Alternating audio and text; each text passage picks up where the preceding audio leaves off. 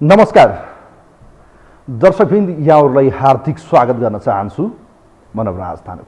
यो हो टेलिभिजनको यो विशेष कार्यक्रम न्यूज एन्ड भ्यूजमा हामी देशको समग्र राजनीति विषयवस्तु र करेन्ट न्यूजको बारेमा एनालाइसिस गर्ने प्रयास, त्यसको चिरफार गर्ने प्रयास कार्यक्रममा गर्दै यहाँका प्रतिक्रियालाई विशेष स्थान दिँदै आएका छौँ।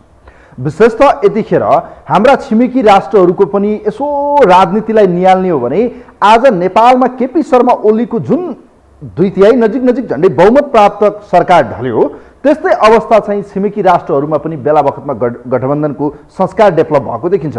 खास गरी भारतमा शिवसेना त्यसैगरी कांग्रेसको बीचमा कहिल्यै पनि तालमेल भएको देखिन्दैन, तर त्यहाँ कांग्रेस आई र चाहिँ शिवसेनाको बीचमा महाराष्ट्र त्यसैगरी चाहिँ कैयौं प्रदेशमा चाहिँ उहाँहरूको गठबन्धन महागठबन्धन बने र ती गठबन्धनहरू पनि देशको ध्रुवीकरण बन्यो। र जसको पछिल्लो एउटा उदाहरणलाई म आज तपाईहरुको माझमा दिन चाहन्छु। देशको राजनीति नेपालको यस्तो सिचुएसनमा आज पाकिस्तानको राजनीति पनि सेम नेपालको जस्तै बनेको छ। नेपालको जस्तै संसद भङ्ग गरेर अल्पमतमा परेसँगै त्यहाँको प्रधानमन्त्री इमरान खानले चाहिँ संसद भङ्ग गर्नुभयो, संसद डेजुलेसन गर्नुभयो र उहाँ चुनावमा जान तयारी गर्नुभयो। तर त्यो विषय अदालतमा पुग्यो र सुप्रिम कोर्ट, त्यहाँको पाकिस्तानको सुप्रिम कोर्टले उक्त निर्णयलाई चाहिँ खारेज गर्दै संसद पुनर्स्थापना गर्दै प्रधानमन्त्री इमरान खान अल्पमतमा परे र अल्पमतमा परेसँगै उहाँको सरकार ढल्यो र नयाँ प्रधानमन्त्री बन्दैछ। अब त्यहाँ चाहिँ पाकिस्तानमा अहिले जिन्दगीको 30 वर्ष लगभग त्यहाँ चाहिँ राजनीतिमा एक अर्काका बडो कट्टर मानिएका, एकातिर बेनजीर भुट्टोको छोरा र अर्कोतिर चाहिँ नवाज शरीफको चाहिँ जो चाहिँ त्यहाँ दुईवटा शक्ति हो त्यहाँको पार्टी, तेस्रो पार्टीको रूपमा आएको पाकिस्तानको इमरान खानको पार्टीले जुन त्यहाँ चाहिँ बाजी मार्यो वैकल्पिक शक्ति। तर के गर्नु, पुरातनवादी भएका जडसूत्र बोकेका चाहिँ दुई पार्टीले नयाँ गठबन्धन तयार गर्दै इतिहासमा एकअर्काका कट्टर विरोधी मानिने बेनजीर भुट्टो र नवाज शरीफको पार्टी अब मिलेर चाहिँ गठबन्धनको सरकार र इमरान खानमाथि अब विभिन्न किसिमका मुद्दा मामिला चल्न सक्छ। त्यहाँ त परिपाटी नै त्यही छ, एउटाले पाए अर्कोलाई चाहिँ सिद्धै हाल्ने त्यहाँ चाहिँ देखिन्छ। हेर्नुहोस्, अब यो परिस्थितिबाट नेपालको राजनीति पनि गठबन्धनमय बनेको छ। एकातिर सत्ता गठबन्धन, अर्कोतिर केपी शर्मा ओली एक्लै हुनुहुन्छ। देशको राजनीति यस्तै देखिन्छ। अब कस्तो समीकरण बन्ला त्यो त समयले देखाउला।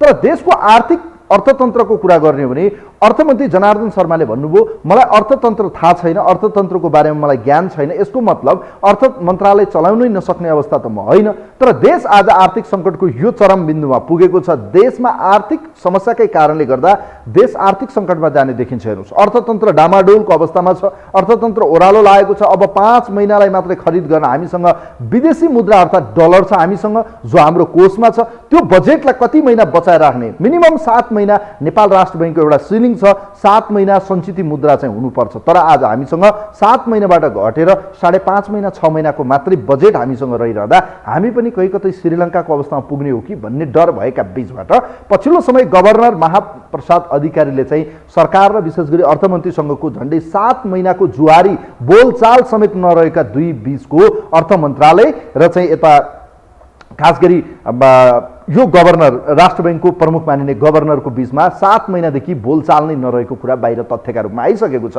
यो प्रतिशोध साध्न या एमालेले नियुक्ति गरेका गभर्नरलाई चाहिँ वर्तमान सरकारले चाहिँ असहयोग गरेका कारणले गर्दा हटाएको भनेर विज्ञप्ति त उनले आफ्नो तर्क बाहिर ल्याएको छ र अर्थमन्त्रीले त्यसको स्पष्टीकरण पनि दिइरहनु भएको छ। तर यसले चाहिँ बडो विरोधाभास बनायो र अर्थमन्त्री जनार्दन शर्मालाई यतिखेर विवादमा तानेको छ। हेर्नुहोस्, अब अर्थमन्त्रीले राजीनामा दिनुपर्छसम्मका माग छन्। एमालेका अर्थमन्त्री समेत रहेका पूर्व अर्थमन्त्री सुरेन्द्र पाण्डेल त जेल हाल्नुपर्छ समेतका आज कुरा राख्नुभएको छ। यस्तो अवस्थामा अब सरकारले यसको बचाउ कसरी गर्ला? अर्थतन्त्र आर्थिक अवस्था हेर्ने भने मूल्यवृद्धि आकाशिँदै छ। हामीसँग चाहिँ आर्थिक वृद्धि दर 3.5 एराउन्डमा 4 पोइन्टमा देखिन्छ, 4% देखिन्छ। हेर्नुहोस्, यस्तो परिस्थिति छ। यो देशको चाहिँ यो परिस्थिति ल्याउनको दोषी को हुन् त? आज यसै विषयमा तपाईँहरूका प्रतिक्रिया लिन्छौँ। के गभर्नर मात्रै यसको दोषी हो?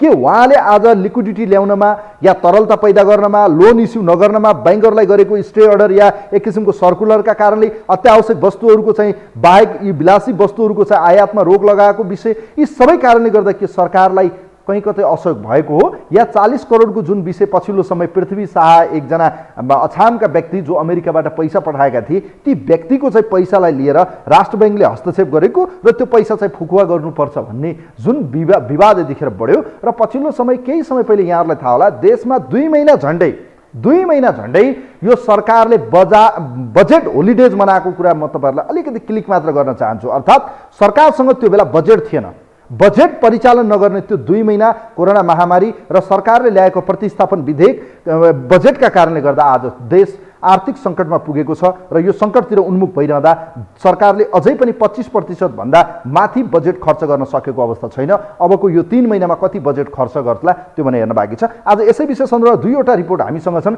अर्थमन्त्री के साँच्चीकै जेल जान डरले चाहिँ भाग्ने त होइन, देश छोडेर कैयौँ देशका अर्थमन्त्री भागेका छन्। के साँच्चीकै यो देशका गुरिल्ला मानिएका यो देशका पछिल्लो समय उहाँले आफैले लिएको शब्द हो, यो मैले होइन, संसदमा उहाँले प्रतिस्थापन बजेट ल्याइरहँदा उहाँले गुरिल्लाको शैलीमा चाहिँ ल्याउनु भयो, गुरिल्ला हो म भनेर भनिरहनु भएको थियो। के साँच्चीकै गुरिल्ला अर्थमन्त्री आज अर्थमन्त्री जनार्दन शर्मा देश छोडेर भाग्ने परिस्थितिमा हुनुहुन्छ? अर्थमन्त्रीको यो विषय र एमाले राजीनामासँगै जेल हाल्नुपर्छसम्मको विषयमा अर्थमन्त्री जनार्दन शर्मा विवादमा तानिनु भएको छ। यो विवाद, यो प्रकरण, यो आजको आर्थिक सङ्कटको पछाडिको दोषी को? वर्तमान सरकार, गत सरकार को दोषी हो त? प्रधानमन्त्री, अर्थमन्त्री, अर्थविद, गभर्नर को दोषी हुन्? यसै विषय सन्दर्भमा दुईवटा रिपोर्ट छन्। पहिलो रिपोर्ट यहाँहरूलाई देखाउन चाहन्छौँ हामी। यो पछिल्लो समयको आक्रोश बनेको छ। अर्थतन्त्रको यो धाराशायी अवस्थामा चौतर्फी आलोचना र आक्रोशमा जनता पनि छन् र सबैतिर परेको छ। पहिलो रिपोर्ट हेरौँ यो, त्यसपछि अर्को रिपोर्ट अर्थमन्त्री भाग्दै भन्ने रिपोर्ट फेरि हेरौँला। पहिले यतिखेर हामी यो पहिलो रिपोर्ट तपाईँहरूलाई देखाउन चाहन्छौँ।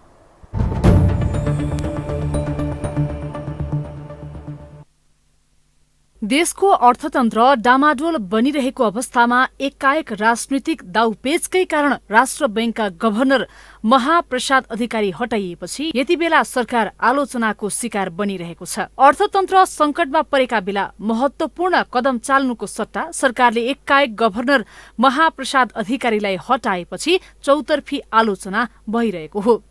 नेकपा एमाले नेपाल राष्ट्र बैंकका गभर्नर अधिकारीलाई पदमुक्त गर्ने गरी थालिएको निलम्बनको कारबाही तुरुन्त फिर्ता लिन चेतावनी दिएको छ।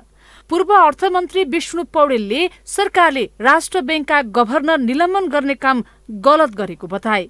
सरकारले गभर्नरलाई निलम्बन गरेर गलत अभ्यास गरेको भन्दै पौडेलले यो कदम तत्काल नसच्याए अर्थतन्त्र धराशायी र यसबाट गम्भीर परिणाम भोग्नुपर्ने चेतावनी दिए। पूर्व अर्थमन्त्री पौडेलले अर्थतन्त्रको बिग्रदो अवस्थामा सार्थक हस्तक्षेप नगर्ने हो भने नेपाललाई श्रीलङ्का हुनबाट कसैले रोक्न नसक्ने बताएका हुन्।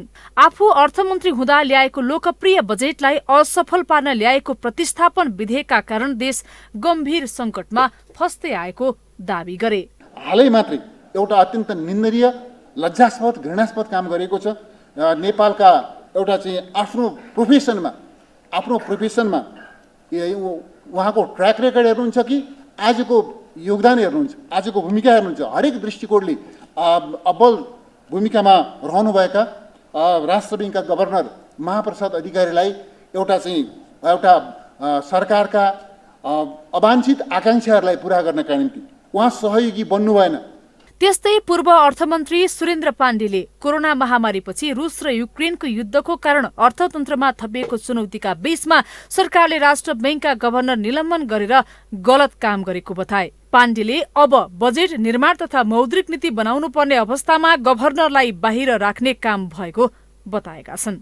सरकार अहिले मुलुकमा देखिएको आर्थिक समस्या समाधान गर्ने भन्दा पनि गभर्नर निलम्बन गर्ने काम शंकास्पद रहेको पाण्डेले बताए। पछिल्लो समय श्रीलङ्काको अर्थमन्त्री भाग्ने अवस्था आएको भन्दै नेपालका अर्थमन्त्री पनि भाग्नुपर्ने अवस्था देखिएको पाण्डेले बताए। यसतर्फ सरकारको कुनै चिन्ता छैन। यो चिन्ता जाहेर गरेर राष्ट्र बैंकको तर्फबाट कमसेकम पनि अलिकति रेस्ट्रिक्टिभ मेजर गर्ने, त्यसको नेतृत्व गर्ने, गभर्नरलाई अहिले सस्पेन्ड गर्ने जुन काम गरेको छ, म त के देखिरहेको छु भने श्रीलङ्कामा चाहिँ अर्थमन्त्री चाहिँ भाग्ने रे भनेर सुन्दैछु। कतै यो दिन त नआओस् नेपालमा। यही केसले वास्तवमा भन्यो भने यदि हाम्रो एजेन्सिजहरूद्वारा हुने भने त्यही केसमा लगेर अर्थमन्त्रीलाई अहिले हालिदिनु पर्ने भित्र। त्यस्तै पूर्व अर्थमन्त्री तथा पूर्व गभर्नर डाक्टर युवराज खतिवड़ाले नेपाली कांग्रेसको सरकारले गभर्नरमाथिको पूर्वग्राही कारबाही गैर कानूनी हुने भनेर कहिले पनि ख्याल नगरेको आरोप लगाए। उनले गभर्नरले निकै ठूलो अक्षम्य अपराध नगरेसम्म गभर्नरलाई कुनै कारबाही नहुने दावी गरे। पूर्व अर्थमन्त्री खतिवड़ाले वित्तीय अपचलन गर्न नपाएको, निहित स्वार्थ समूहको स्वार्थ पूरा गर्न नपाएको, अर्थतन्त्र सम्हाल्न नसकेको र अर्थमन्त्री फेर्नुपर्छ भन्ने चर्चा गठबन्धनबाट समेत उठिरहेका बेला अर्थमन्त्रीकै दबावमा आफ्नो अपराध ढाक्न खोजिएको दावी गरे। कांग्रेसको नेतृत्वमा सरकार रहेको बेला राष्ट्र बैंकको गभर्नरलाई हटाउने प्रयास भएको र केन्द्रीय बैंक नेतृत्वविहीन भएको बेला अर्थतन्त्र कसरी सङ्कटमय भएको थियो। नोट छाप्ने कुरामा झन्डै हामी सङ्कटमा परेका थियौँ। हामीसँग दुईटा मात्रै अप्सन थियो। एउटा अप्सन थियो तत्कालीन राजा ज्ञानेन्द्रको श्रीपेज भएको नोट हामीसँग थिए या हामीसँग भारू मुद्रा थिए। त्यो बेला सरकारले श्रीपेज भएका नोट हटाउनु भनिसकेका थियो, ढुकुटीमा नयाँ नोट थिएनन्।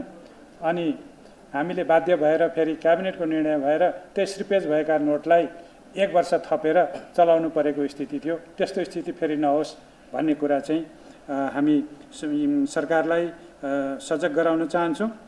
गठबन्धन सरकारले सबैसँग अर्थतन्त्रको विषयमा छलफल गर्नुपर्ने अवस्थामा आफ्नो नालायकीपन छोप्न गभर्नरलाई निलम्बन गरेको भन्दै यति बेला चौतर्फी आलोचना भइरहेको छ। यति मात्रै अराजक अर्थमन्त्रीको प्रभावमा प्रधानमन्त्रीले गलत नीति लिएको भन्दै आलोचनाको शिकार बन्नु परेको छ। केपी शर्मा ओलीको सरकारकै पालामा धमेलिएको नेपालको अर्थतन्त्र अहिले डामाडोलको स्थितिमा पुगेको छ। यद्यपि राजनीतिक दलहरू भने निकासको सट्टा आरोप प्रत्यारोप र चुनावी चटारोमा व्यस्त बनिरहेका छन्, जसले नेपालको अर्थतन्त्रलाई श्रीलङ्काली हालतमा पुर्याउने भन्दै अर्थविदहरूले चेतावनी दिइरहेका छन्।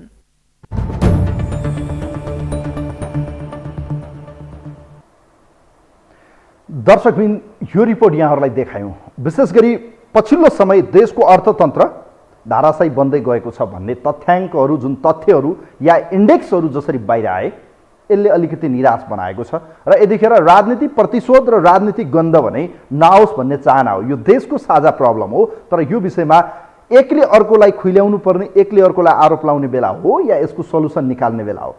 के साँच्चीकै अर्थमन्त्रीलाई आज सुरेन्द्र पाण्डेले भने जस्तै, पूर्व अर्थमन्त्री एवं नेकपा एमालेका नेताले भने जस्तै उहाँलाई जेल नै हाल्नुपर्ने अवस्था हो त? आज यसको दोषी के गभर्नर मात्रै हो या यसको दोषी अहिलेको अर्थमन्त्री जनार्दन शर्मा प्रभाकर पनि हो?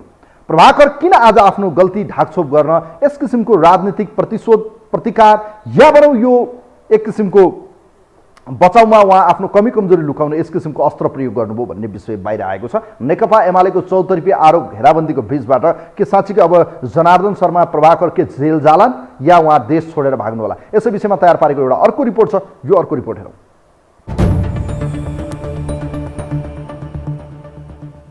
केपी ओलीकै शब्द चापटी लिएर भन्ने हो भने अनुहारभरि रौँ भएका तर रौँ जति पनि ढङ्ग नभएका अर्थमन्त्री छन् जनार्दन शर्मा।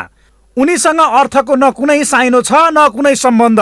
देशकै ढुकुटी सम्हाल्दा पनि उही जङ्गली पारा देखाएपछि अर्थतन्त्र अहिले डामाडोल अवस्थामा छ। तर अझै पनि उनी चेतेका छैनन्, बरु स्वायत्त संस्था नेपाल राष्ट्र बैङ्कका गभर्नरमाथि डन्डा चलाएर आफू पानीमाथिको ओभानो बनिरहेका छन्। अर्थतन्त्र बिग्रनुमा सबैभन्दा बढी जिम्मेवार अर्थ मन्त्रालय र अर्थमन्त्री हुनुपर्ने विज्ञहरूको दाबी छ। उपयुक्त समयमा उपयुक्त निर्णय लिन अर्थ मन्त्रालय र राष्ट्र बैङ्क चुकेको भए पनि यसको दोष गभर्नरलाई मात्रै लगाउन नमिल्ने उनीहरू बताउँछन्। यो बीच ढिलै भए पनि राष्ट्र बैङ्कले चालेका कदम सही रहेको जानकारहरूले बताउँदै आएका छन्। सरकारको तर्फबाट कतिपय वस्तुको आयातमा पूर्ण वा परिमाणात्मक बन्देज लगाउने निर्णय हुनुपर्नेमा त्यसो हुन नसकिरहेको अवस्थामा राष्ट्र बैङ्कले भने गत कार्तिकदेखि एकपछि अर्को कदम चाल्दै आएको थियो। राष्ट्र बैङ्कले 1400 भन्दा बढी मालवस्तुमा नगद मार्जिन लगाएर आयात निरुत्साहित नीति लिएको थियो। बैङ्कहरूलाई अत्यावश्यक बाहेकका क्षेत्रमा एलसी नखोल्नका लागि दबाब दिइरहेको थियो। तर यही बेला गरिएको गभर्नर निलम्बनको काम अर्थतन्त्र थप धराशायी बनाउने कदम भएको विज्ञहरूले बताएका छन्। प्रधानमन्त्रीले ठाडो हस्तक्षेप गर्ने बेला आएको बताउने उनीहरूले यसलाई अर्थमन्त्री र माओवादीको मात्र असफलता नभई देउवाको समेत असफलता मान्नुपर्ने तर्क गरिरहेका छन्। पोलिसी गाइडलाइन हो अर्थ मन्त्रालयले गर्ने, तर त्यहाँको त्यो काम कारबाहीलाई चाहिँ पुरै हस्तक्षेप गरेर यसो गरेर उसो गरेर भन्ने निकाय चाहिँ हो भन्ने लाग्दैन। प्रधानमन्त्री फेलियर हो नि त्यो त, प्रधानमन्त्री फेलियर मात्र, म त नेपाली काङ्ग्रेसको फेलियरको कुरो देख्दैछु मैले। प्रधानमन्त्रीजीका बाध्यता होलान्, तर प्रधानमन्त्रीजीले यसमा हस्तक्षेप गर्नुपर्छ, के हो सत्य त्यो पत्ता लगाउनुपर्छ। उहाँ यो वा त्यो हिसाबले होइन, नेपालको एउटा सच्चा देशभक्तको हिसाबले उहाँले चाहिँ अगाडि बढ्नुपर्छ र आवश्यक पर्यो भने कारबाही पनि गर्नुपर्छ भन्ने ठान्छु म। देश आर्थिक सङ्कटको दलदलमा फस्दा समेत यो सङ्कटबारे मन्त्री शर्माले विज्ञसँग छलफल गर्ने प्रयास समेत गरेनन्। तथ्य र तथ्याङ्कलाई बेवास्ता गरेर आफ्नै दुनियाँमा रमाइरहेका उनलाई उनकै पार्टी नेकपा माओवादी केन्द्रका अध्यक्ष पुष्पकमल दाहाल प्रचण्ड र प्रधानमन्त्री शेरबहादुर देउवाले काँध थापिरहे। अन्तत विज्ञहरू र मिडियाले बारम्बार सचेत गराएपछि विज्ञसँग छलफल गर्ने निर्णयसम्म गरेको गठबन्धनले यतिका दिनसम्म छलफलका लागि विज्ञहरू डाक्न समेत सकेको छैन। बरु यो दोष सबै गभर्नरमाथि थोपर्ने र आफू चोखिने प्रयासमा छन् अर्थमन्त्री। पूर्व अर्थमन्त्रीहरूले पनि सरकारको पछिल्लो कदमको विरोध गरेका छन्। सरकारले सकारात्मक हस्तक्षेप नगरे देश श्रीलङ्काको जस्तो आर्थिक सङ्कटमा पुग्ने पूर्व अर्थमन्त्री विष्णु पौडेलले बताएका छन्। नेकपा एमालेका उपाध्यक्ष एवं पूर्व अर्थमन्त्री सुरेन्द्र पाण्डेले त अर्थमन्त्री जनार्दन शर्मालाई जेल हाल्नुपर्ने बताएका छन्। म त के देखिरहेको छु भने श्रीलङ्कामा चाहिँ अर्थमन्त्री चाहिँ भाग्ने रे भनेर सुन्दैछु। कतै यो दिन त नआओस् नेपालमा। यही केसले वास्तवमा भन्यो भने यदि हाम्रो एजेन्सिजहरूद्वारा हुने भने त्यही केसमा लगेर अर्थमन्त्रीलाई अहिले हालिदिनु पर्ने भित्र। किन लेखेको पत्र भएर वाइ किन गर्दैछ यो काम? यसो गर्न मिल्छ? पछिल्ला महिना अधिक आयातका कारण विदेशी मुद्राको सञ्चिति घट्दै गएको छ, जसको कारणले गर्दा 6.6 महिनालाई धान्ने मात्रै विदेशी मुद्रा भण्डारणमा रहेको छ, जुन श्रीलङ्काको झै अवस्थाको यात्रा भएको जानकार र विज्ञहरूले बारम्बार चेतावनी दिइरहेका छन्। तर प्रधानमन्त्री देउवा पनि यो सङ्कटप्रति बेवास्ता गरिरहेका छन्। मन्त्रीमण्डलको र देशकै कार्यकारीको हैसियतले हस्तक्षेप गर्नुपर्ने अवस्था आउँदा पनि उनी शर्मालाई स्वतन्त्र छोडिरहेका छन्। काङ्ग्रेसको केन्द्रीय समितिमै अर्थमन्त्रीको कामलाई लिएर प्रश्न उठ्दा समेत गठबन्धनको बचाउका लागि शर्माकै पृष्ठपोषणमा देउवा देखिएका छन्। यो हो टेलिभिजनका लागि।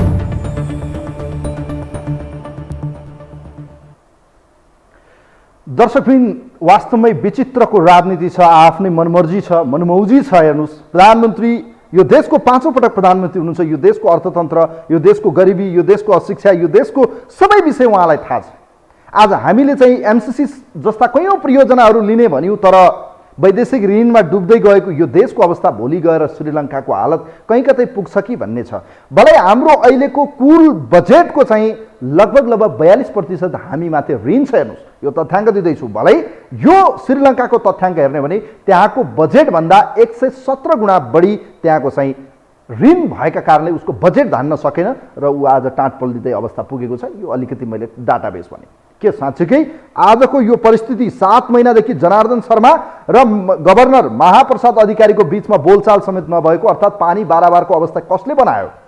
बजेट तरलता र झन्डै 2 महिना बजेट होलिडेज किन बनाइयो यो देशमा? आज प्रतिस्थापन बजेट ल्याएर लोकप्रिय वितरणमुखी कार्यक्रमलाई प्रतिस्थापन गरिरहँदा के साँच्चीकै यो सरकारले प्रति महिना 10% का दरले चाहिँ खर्च गर्छु, बजेट खर्च गर्छु भनिएको थियो या अर्थमन्त्रीले भन्नुभएको थियो जनार्दन शर्माले, त्यो किन पुरा भएन? आजको झन्डै 9 महिना यो कार्यकालको लगभग समीक्षा गर्दा 8 महिनाको फेरि 9 महिनाको फेरिमा 25% मात्र यो देशको बजेट खर्च भयो। किन भयो? आज ढुकुटीमा 5 खर्ब रुपैयाँ बढी पैसा आज सरकारसँग बजेट छ, तर त्यो बजेट उनले ढुकुटीमा राखेको छ, बाहिर बजारमा दिँदैन। किन दिइरहेको छैन? किन यो बजेट बाहिर आएन? किन यो बजेटलाई जगेडा कोष जस्तो बनाएर एउटा भनौँ न तिजोरी भनौँ न भित्र चाबी लगाएर राखिएको छ त? यो आज यसै विषयमा तपाईँहरूका प्रतिक्रिया लिन्छौँ। यो परिस्थितिको दोषी के साँच्चै गभर्नर मात्रै हो या यो देशका राजनीतिक दल, नेताहरू, अर्थमन्त्री सबै यो देशका दोषी हुन्? पूर्व सरकार, अहिलेको सरकार को दोषी हुन्? तपाईँहरूको विचार लिन चाहन्छु। कोही हुनुहुन्छ हाम्रो लाइनमा? हेलो हेलो, नमस्ते, यहाँलाई स्वागत छ कार्यक्रममा। नमस्ते, हजुरलाई पनि। अब देश त डामाडोलको अवस्थामा छ। हेर्नुहोस्, अब यहाँ अर्थतन्त्र बचाउने होइन, एकले अर्कोलाई खुइल्याउने, अब जेल हाल्नुपर्छ समेत सुरेन्द्र पाण्डेले भन्नुभयो। जनार्दन शर्मालाई जेल हाल्ने कि यसको उपाय खोजेर यसलाई बचाउने? अब के गर्ने त? यसको दोषी को हो? होइन, यो जुवाडी हो। अब अर्काको आङमा जुम्रा हिँडेको देख्छन्, आफ्नो आङमा हात्ती हिँडेको देख्दैनन्। यो तपाईँ अर्थमन्त्री गभर्नरको समन्वय हुनुपर्थ्यो नि त। केमा लगानी गर्ने, कसरी लगानी गर्ने समन्वय हुनुपर्ने। अब तपाईँको आफ्नो आफ्ना खिच्चा तानीमा गएका छन्, अनि त्यो भएपछि त राष्ट्र त यस्तै हुने हो नि त। राष्ट्र असफल हुने भनेको कारणै यही हो। तपाईँ हेर्नु न, आफ्ना अनुकूलका मान्छेलाई पुर्यायो भने सबै वाह हुन्छन्। मैले देशै कहाँ सिङ्गापुर बनाइहालेँ, स्विजरल्यान्ड बनाएँ भन्छन्, तर त्यो काम गर्नलाई 50 वर्षमा पनि त्यो पुरा हुँदैन। अब त्यो गफले, चुटकिलाले देश बन्दैन। काम गरेर बन्ने हो। काम गर्ने मान्छे नेपालमा छैनन्। चुटकिला हान्ने, गफ दिने, जनतालाई बेकुफ बनाउने, यो रणनीति बन्द हुनुपर्छ। तपाईँ अहिलेसम्म तपाईँको यत्रो 7 महिना उनीहरू गएको भयो न, तपाईँ समन्वय नहुने भनेपछि देश कसरी चाहिँ त्यो ट्र्याकमा जाने र त्यो लगानी चाहिँ तपाईँको 10-15-20% कसरी त लगानी हुन्छ त? उसले गर्यो भने ऊ रिसाउने, उसले गरे ऊ रिसाउने। अब तपाईँको चाहिँ पहिले एमालेको हुँदाखेरि काङ्ग्रेसले तानेर ल्याउने राजदूत बासका राजदूतहरूलाई काङ्ग्रेसको भयो भने माओवादी एमाले तानेर ल्याउने। अनि यस्तो पाराले कहाँबाट देश चल्छ? तपाईँको विज्ञ व्यक्तिहरू त्यहाँ चाहिँ भूमिका खेल्न सक्ने क्षमता योग्यता भएका मान्छे चाहिँ राजदूत भएर गइदियो भने पो उनीहरूले रणनीति भूमिका खेल्न। अब विषय यो अहिलेको विषय अर्थतन्त्रलाई बचाउन के गर्ने? जनार्दन शर्मालाई जेल हाल्ने कि विज्ञहरू राखेर गर्ने कि उहाँले राजीनामा दिने? त अबको उपाय के हो त? किनभने यो विवाद त आयो, बाहिर आयो, विवादमा तानिनु भयो जनार्दन शर्मा। होइन, एकजनालाई मात्रै होइन, यो भित्र भूमिका खेल्नु पर्ने को पर्छन् दोषी, कतिजना, कुन निकायका कुन व्यक्ति पर्छन्, यी सबैलाई हाल्नुपर्छ क्या। एउटालाई मात्रै हालेर हुँदैन।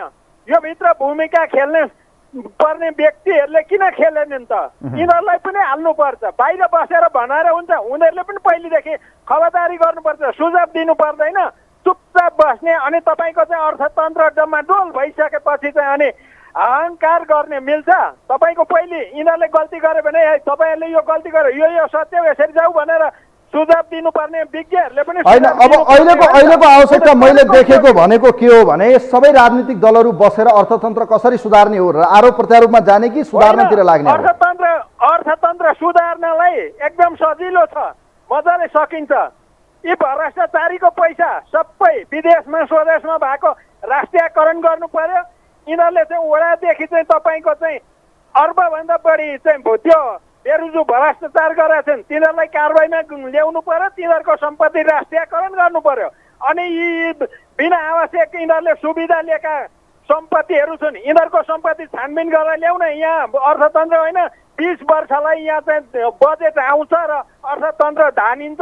यिनीहरूले त जनतालाई ठगेर, राष्ट्रलाई ठगेर सुविधा खाएका छन् नि त। तपाईँको सुविधा लाने, आफ्नै कब्जामा राख्ने, उ गरेर देश पल्टिँदैन।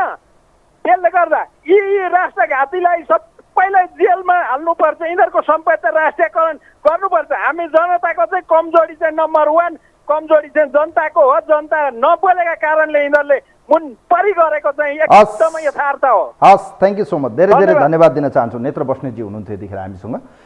तपाईँहरूका प्रतिक्रिया लिँदैछौँ। मैले कयौँ तथ्याङ्कहरू बताइरहेको छु, परिस्थिति बताइरहेको छु। भलै जनार्दन शर्माले यो कुरा स्वीकार्नु भएको छ, मलाई अर्थतन्त्रको ज्ञान छैन, कि अर्थतन्त्र ज्ञान नहुने बित्तिकै अर्थमन्त्री हुनै नपाउने हो? यसको पछाडिका विज्ञहरू, बौद्धिक सर्कल, अर्थशास्त्रीहरू या पूर्व अर्थमन्त्री या अहिलेको परिस्थितिलाई चाहिँ सम्हाल्नका पछाडि अरू पनि चाहिन्छ। भलै उहाँहरू राजनीतिक दलको नेता हो, यो विषयमा थाहा नहोला, अर्थशास्त्र नपढेको हुनुहोला, अर्थशास्त्री नहुनुहोला, तर उहाँसँग एउटा भिजन, एउटा भनौँ न जनतामुखी काम गर्ने एउटा त्यो इच्छा शक्ति भएको चाहिँ उहाँले विगतको एउटा मन्त्रालय सम्हाल्दा ऊर्जा मन्त्रालयबाट काम गरेको छ। किनभने उहाँले कुलमान घिसिङको विषयलाई लिएर बडो उहाँ चाहिँ सकारात्मक रूपमा पनि आउनुभयो। तर अहिले अर्थतन्त्र डामाडोल हुनुको पछाडि को दोषी हो भनेर अहिले कोट्याउने हो या यसलाई सुधार उन्मुख लगेर यसका सुधारका केही इन्डेक्सहरूलाई अगाडि बढाएर अब सुधारतिर जाने, समाधानतिर जाने हो? अब आज एमाले जस्तो आज दिउँसो पत्रकार सम्मेलन उसको विज्ञप्ति जारी भयो, उसले छरपष्ट रूपमा चाहिँ सरकारप्रति हमला गरेको छ र सरकारलाई उसले चाहिँ टार्गेट गरेर भनेको छ देश टाँट पल्टिने अवस्थामा आयो र यो सरकार चाहिँ असफल भयो, सरकारले देशलाई चाहिँ आर्थिक सङ्कटमा पुर्यायो भन्ने आरोप यतिखेर नेकपा एमालेको देखिन्छ। अब यस्तो परिस्थितिमा के साँच्चीकै गभर्नर निलम्बनकै विषयले चाहिँ अर्थतन्त्र सुधार होला या राजनीतिक सहमति चाहिएला या जनार्दन शर्माले राजीनामा दिनु पर्ला या साँच्चीकै आज एमालेको नेता सुरेन्द्र पाण्डेले भने जस्तै उहाँलाई जेल हाल्नुपर्छ त? कोही हुनुहुन्छ हाम्रो लाइनमा? हेलो हेलो हजुर, नमस्कार नवराज सर, म खड्ग पौडेल बुढावी कण्ठबाट। हजुर ल पौडेल सर, यहाँलाई स्वागत छ। अब तपाईँले सुनि पनि सक्नुभयो देशको आर्थिक अवस्था कतातिर जाँदैछ। अब नेताहरू समाधान भन्दा पनि आरोप प्रत्यारोप एकले अर्कोलाई गर्दा विवादमाथि विवाद उल्झिन थाल्यो। यसको दोषी अब गभर्नर मात्रै हो? गभर्नरलाई हटाउने बित्तिकै आर्थिक सुधार हुने देख्नुहुन्छ कि जनार्दन शर्मालाई अब राजीनामा दिने विषय बनाइरहेको छ एमाले? जनार्दन शर्माको बहिर्गमन हो कि या भनौँ यो भनौँ न महाप्रसाद अधिकारी सँगसँगै उहाँले पनि राजीनामा दिएर नयाँ विषय खोल्ने हो कि यो के हुनसक्छ? विकल्प के त? अब यसलाई सुधार गर्ने कि आरोप प्रत्यारोपमा जाने कि के गर्ने? अब सुधार्नको लागि यिनीहरूमा क्षमता छैन आरोप प्रति आरोप गर्ने, नेपालीमा नखडा गर्ने, एउटा भ्रमण पार्ने के छ नि भन्छ। अब यी व्यक्तिहरू सुधारेर सुतिँदैन। अब एउटा निष्ठावान अलिकता राष्ट्र र जनताप्रतिको दया माया धर्म कर्म भएका विशेषज्ञ व्यक्तिहरू भए पो हुन्थ्यो।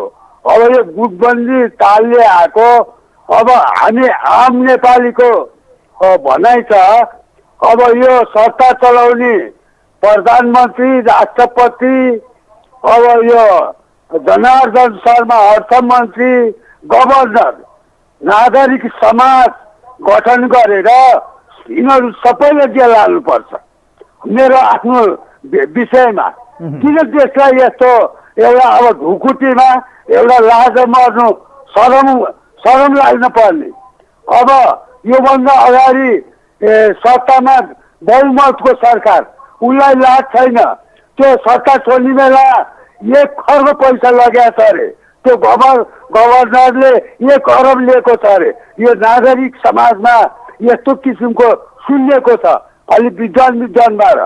अब यो गठबन्धनबाट टिका लगाएर आएकोले अस्ति मात्रै भारतमा 80-85 यस्तो अर्थतन्त्र डामाडोल छ, मान्छे हुल लिएर गयो वा भरभर भनेर। अब फेरि एक दिन अस्ति उहाँ कार्यकर्ता भेट्नलाई एकै दिन 81 लाख सकेको छ यो देउपाले। अब यो नेपालले हेरेको छ, यहाँ न नीति नियम छ, न कानुनको डर छ, न कुनै चाहिँ बुद्धिजीवीका एकता छन्, अलि निष्ठा मान्छेको एकता छ। अब छरेर विभाजित छ। त्यही त अब यो अवस्था आउनुको पछाडि बुझ्दैन। हस्, अब यो अवस्था आउनुको पछाडि सबै बराबर दोषी छन्। हेर्नुहोस्, कसैले कसैलाई चाहिँ हिलो छ्याप्दैमा कोही पन्छिने या एउटाले अर्कोलाई आरोप लाउँदैमा एउटा बस्ने या एउटा मात्रै यसको क्रेडिट लिने पक्षमा त उहाँहरू हुनुहुन्न। झन्डै 3.5 वर्ष उहाँहरूले पनि चलाउनु भयो। अहिलेको अर्थमन्त्री झन्डै 8-9 महिना भइसकेको छ। अर्थतन्त्र डामाडोल छ। अब सबै दोष जति चाहिँ गभर्नरको टाउकोमा हालेर राजनीतिक दलहरू पानीमाथिको ओभानो बन्न मिल्छ उहाँहरूले? सम्म त लाग्छ उहाँ हामीभन्दा टेलिफोनमा डिस्कनेक्ट भइसक्नु भएको छ जस्तो लाग्यो। कोही हुनुहुन्छ हाम्रो लाइनमा, उहाँलाई म वेलकम गर्न चाहन्छु। हेलो, दोषी छन्। हेर्नुहोस्, कसैले कसैलाई चाहिँ हिलो छाप्दैमा कोही पन्छिने, हेलो, अर्कोलाई आरोप लाउँदैमा एउटा बस्ने या एउटा सम्म त लाग्छ। हजुर नमस्ते। हजुर नमस्ते। कहाँबाट को बोल्नुभयो हजुर? म डल्लु पुरस्कार कि। ल, अब त अवस्था तपाईँले देखि पनि सक्नुभयो। मैले धेरै कुरा भने। अब यो गभर्नरमाथि सबै आरोप लगाएर राजनीतिक दलहरू पन्छिन खोजेको जस्तो देखिन्छ। सबै आफ्नो टाउकोबाट यसलाई चाहिँ हेडेक आउट गर्न खोजे जस्तो देखिन्छ। यसको दोषी अब सबै दलहरू पनि दोषी हो। यसका राज्यका अङ्ग पनि फेलियर जस्तै भए। अर्थतन्त्र सुधार्ने कि एकले अर्कोलाई खुइल्याउने, आरोप लाउने र अब पानीमाथिको ओभानो बसेर आफ्नो चाहिँ गल्ती स्वीकार्ने, राजनीतिक प्रतिशोध साध्ने, के हो यसको उपाय? के निकाल्ने? अब दोषी चाहिँ उहाँहरू सबै हो। एउटालाई मात्र दोषी दिन मिल्दैन, दोष उहाँ मात्रै लिन मिल्दैन, गभर्नर मात्रै होला, कसैको बढी कसैको कम होला। अब के गर्ने त? यस्तो अवस्था बन्यो, देश त आर्थिक सङ्कटतिर जान थाल्यो। के गर्ने ल भन्नुहोस्, तपाईँको उपाय के छ? अब के सुझाव छ यहाँको? म चाहिँ अब के भन्न चाहन्छु भने अर्थतन्त्रको लागि चाहिँ अब यो कसरी डामाडोल भयो, कसरी सुधार्ने भन्ने कुरा चाहिँ यो पछिको कुरा, यो पछि भनेको पेन्डिङमा राखौँ होइन अहिलेको लागि। अब पहिला प्रथममा चाहिँ जो दोषी छ को जेल हाल्नु जानुपर्छ, को जानुपर्छ भनेको चाहिँ टिम, सबै टिम। यो फुटबलमा कति प्लेयर हुन्छ होइन, क्रिकेटमा कति प्लेयर हुन्छ, अनि एउटालाई दोषी भएपछि एउटाले मात्रै गोल हानेर एउटालाई मात्रै दोषी दिनु हुँदैन, सबै दोषी हुन्छ यसमा। फुटबलमा पनि त्यस्तै हो, खेलमा पनि त्यस्तै हो। त्यसले गर्दाखेरि यिनीहरू सबैलाई चाहिँ सबैलाई जेल कोर्नुपर्छ।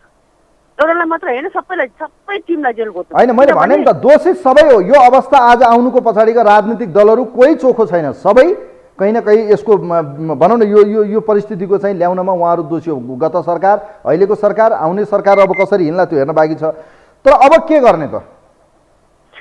अब यसको लागि चाहिँ के गर्ने भनेर के नगर्ने भन्ने कुरा चाहिँ अब यो चुनाव आउन लागेछन्, आम सर्वसाधारण नागरिकले गर्ने हो होइन। तर अहिले हाल तातोमा चाहिँ के गर्नुपर्छ, तातोमा चाहिँ के गर्नुपर्छ भने आम सर्वसाधारण नागरिक अभाव भयो, यो के भन्छ, यो अब जति के अहिले नेपालमा भएको सिटिजन होइन नागरिकहरू सबै उठ्नु पर्यो क्या। अब अर्थतन्त्र किनभने अब हामी चाहिँ श्रीलङ्काकोमा जाने 6 महिना यो 1 वर्ष 2 वर्ष त्यो होइन नागरिकले गरेर हुँदैन नागरिकले गर्ने भने अब त्यो घरमा भएको सुन बेच्नुपर्छ हेर्नुहोस् कैयौँ देशको म हिस्ट्री पनि बताइदिउँला तपाईँहरूलाई देश टाँट पल्टिने कङ्गाल बन्न थाल्यो भने घरमा भएको सुन पनि बेच्नुपर्छ जनताले सहयोग गर्नुपर्छ राष्ट्रलाई त्यो परिस्थिति आउँदैछ र भएको सुनहरू चाहिँ सरकारलाई दिनुपर्ने अवस्था आउला केही समयका निम्ति जनताले सहयोग गर्नुपर्ने भने एउटै अस्त्र हो सुन दिनुपर्छ भएको सुन चाँदी चाहिँ सरकारलाई दिने हो त्यो मात्रै हो अप्सन तर सरकारको खातामा अहिले पनि जगेडा कोष जो उसको छ 5 खर्ब रुपियाँ छ जुन चाहिँ बजेट बाहिर आउन सकिरहेको छैन त्यो भित्र चाबी ताला लाएर चाहिँ त्यो तिजोरीभित्र बसेको छ त्यसलाई के गर्ने कसरी निकाल्ने बाहिर होइन यस्तो अब देशलाई सङ्कट पर्यो भने त हामी नेपाली वीर गोर्खाली भन्छन् विदेशले सङ्कट पर्यो भने त हामी अगाडि सर्ने हामी नेपाली हो भनेपछि आफ्नो देशलाई सङ्कट पर्यो भने अगाडि सर्ने अवश्य हो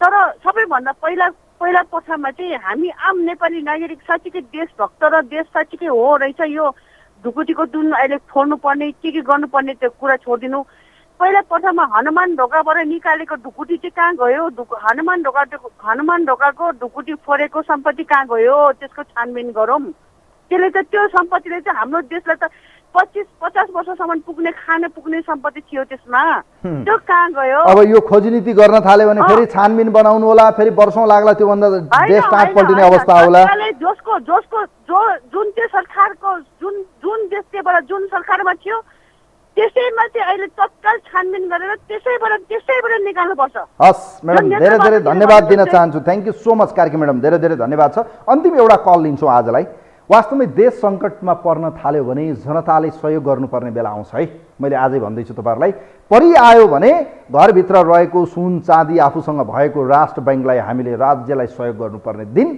नआउला भन्न सकिन्न तर समय अझै बाँकी छ मैले बारम्बार भन्दै आएको छु समय बाँकी छ आर्थिक सङ्कटको समस्या भोग्नु पर्यो भने देशमा हरेक कुराको समस्या आउँछ भोकमरी हुन्छ समानको अभाव हुन्छ हरेक समस्याबाट गिजोलिँदै अन्त्यमा हेर्ने हो भने मान्छेहरूको बिजोग अवस्था बन्नेछ त्यो बेला ऋण लिन पनि मान्छेले विश्वास गर्ने छैन र विदेशी राष्ट्रहरूले पनि ऋण दिनलाई चाहिँ विश्वास गर्ने विश्वसनीयता हुँदैन जस्तो आज श्रीलङ्काले लोन माग्दा समेत भारतले दिन आनाकानी गरिरहेको छ भने अरू देशले दिन सक्ने हैसियतै छैन या उसलाई दिनै अहिले आनाकानी गरिरहेको अवस्था छ उसले भ्याउँदिनै कि पछि रिटर्न गर्नुपर्ने हुन्छ यस्ता अवस्थाहरू आउँछ कोही हुनुहुन्छ हाम्रो लाइनमा अन्तिम आजका लागि उहाँलाई म वेलकम गर्न चाहन्छु नमस्ते यहाँलाई स्वागत छ कार्यक्रममा हजुर नमस्कार ल कार्यक्रमको अन्त्यमा हुनुहुन्छ अर्थतन्त्र लगभग बिस्तारै तल जाँदैछ तर यहाँ नेताहरू एकले अर्कोलाई आरोप प्रत्यारोप गाली गुलोचमा उत्रिएका छन् जेल हाल्नुपर्छ समेत भन्न थाले नेकपा एमालेका उपाध्यक्ष सुरेन्द्र पाण्डेले अब यसको अहिलेको यो दोषीको भनौँ न दोषीको यसको खोजी नीति गर्ने विषय त रह्यो नै गभर्नरलाई मात्रै हटाएर के अर्थमन्त्री सफल हुनु होला यो अर्थतन्त्र सुधार होला के लाग्छ तपाईँलाई र अब के गर्ने यी दुईटा विषयमा तपाईँको विचार जान्न चाहन्छु यसमा हजुरको 2-3वटा कुरा छ हजुर 2-3वटा कुरो के छ भन्नुहुन्छ भनेदेखि नेपालमा जुन व्यवस्था चेन्ज भयो नि हजुर चेन्ज हुने बेलामा स्विजरल्यान्ड अमेरिका जापान कता बनाउँछु भनेर नेताहरूले भनेर नै व्यवस्था चेन्ज भएको हो त स्विजरल्यान्ड बनाउनु नसक्यो अमेरिका बनाउनु नसक्यो त्यो नबनाउनु सके श्रीलङ्का त बनाउने परिस्थितिमा आयो त्यो पनि देशको लागि ठुलो उपलब्धि हो अर्को कुरो यो देशमा चाहिँ यो सङ्कट आयो यस्तो भयो के गर्ने भनेर जुन कुरो छ नि हजुर यो देश जनता जहाँसुकै जाओस् त्योदेखि सरोकार छैन यहाँ अहिले महत्त्वपूर्ण सरोकार के छ भन्नुहुन्छ भनेदेखि गठबन्धन भत्किनु भएन कुनै पनि हालतमा चाहे कुनै पनि मन्त्रीले जतिसुकै बदमासी काम गरोस् यताउता गरोस् अब एउटा मन्त्रीले अहिले कारबाही गर्ने हो भने सरकारै ढल्छ